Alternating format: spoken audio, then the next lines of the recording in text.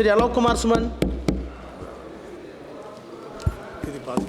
धन्यवाद सभापति महोदय कि आपने the banking law amendment bill 2024 पर अपनी बात रखने का मौका दिया।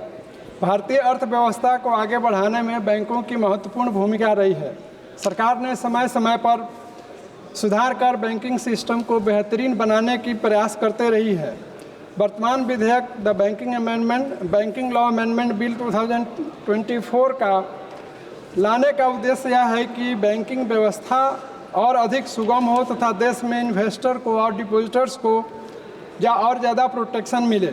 इसके लिए reserve bank of India act 1934, banking regulation act 1949, state bank of India act 1955 इत्यादि के अधिनियमों को संशोधन करना जरूरी था ताकि हम बैंकिंग सिस्टम के गवर्नेंस को और कंज्यूमर ओरिएंटेड बना सकें। महोदय, the central banking inquiry committee 1931 में यह उल्लेख है कि उधार या कर्ज का लेन देन वैदिक पीरियड 2000 BC से 1400 BC तक होता था, जबकि भारत में यह 500 BC की से शुरुआत ये ऐसा माना जाता है और ये रिकॉर्डेड है। हमारे महान अर्थशास्त्री चाणक्य ने भी बैंकिंग सिस्टम की बात की है और कर्ज, उधार और व्यापार का संबंध बैंकिंग सिस्टम से बताई है।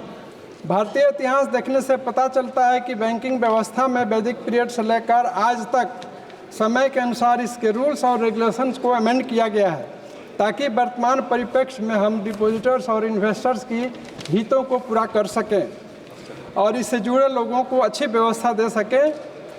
महोदय, वर्ष 1935 में रिजर्व बैंक ऑफ इंडिया की स्थापना की गई। तब से अभी तक RBI ने 90 साल की अवधि बैंकिंग गवर्नेंस में सफलतापूर्वक पूरा किया है। बैंकिंग अमेंडमेंट बिल 2020 के पास होने से निश्चित रूप से सरकारी बैंकों का ऑडिट क्वालिटी व्यापक और बेहतर होगा। साथ ही साथ ट्रांसपेरेंसी आएगी और देश में व्यापार, लेन देन, लोन तथा उपभोक्ता के हित में होगा। महोदय, द बैंकिंग रेगुलेशन एक्ट 1945 के सेक्शन 5 में सब्सटेंशियल इंटरेस्ट को दोबारा परिभाषित किया गया है और इसे 5 लाख से बढ़ाकर 2 करोड़ किया गया है। महोदय, इसमें मेरा सुझाव होगा कि हम इसको अगर 5 करोड़ तक रखते हैं तो वर्तमान वैल्यू के साथ होगा तथा छोटे व्यक्तियों जो बैंक से जुड़े हैं उनकी भी इंटरेस्ट की पूर्ति होगी और इन्वेस्टर तथा डिपॉजिटर्स की हितों की भी और रक्षा होगी। महोदय, द बैंकिंग रेगुलेशन एक्ट के सेक्शन 10A के सब सेक्शन 2A में भी अमेंडमेंट किया गया है ताकि कोऑपरेटिव बैंक्स के डायरेक्टर्स का टेन्योर 8 साल से बढ़ाकर 10 साल हो और यह संशोधन 19th अमेंडमेंट संविधान के 19th अमेंडमेंट 2011 के समरूप हो। महोदय, हमारे माननीय प्रधानमंत्री श्री नरेंद्र मोदी जी एवं हमारे माननीय मुख्यमंत्री श्री नीतीश कुमार जी के नेतृत्व में बैंकिंग सिस्टम एक कुशल और रिकॉर्ड क्रेडिट और प्रॉफिट वाला बैंक बन रहा है। हमारे माननीय मुख्यमंत्री जी के नेतृत्व में बिहार में सबसे पहली बार स्टूडेंट क्रेडिट कार्ड शुरू की गई और स्टूडेंट लोन के लिए सरकार गारंटर बनी और हमारे माननीय प्रधानमंत्री श्री मोदी जी के नेतृत्व में सरकार ने 3.5 लाख करोड़ रुपए बैंकों में सुधार एवं सुविधा के लिए खर्च किया।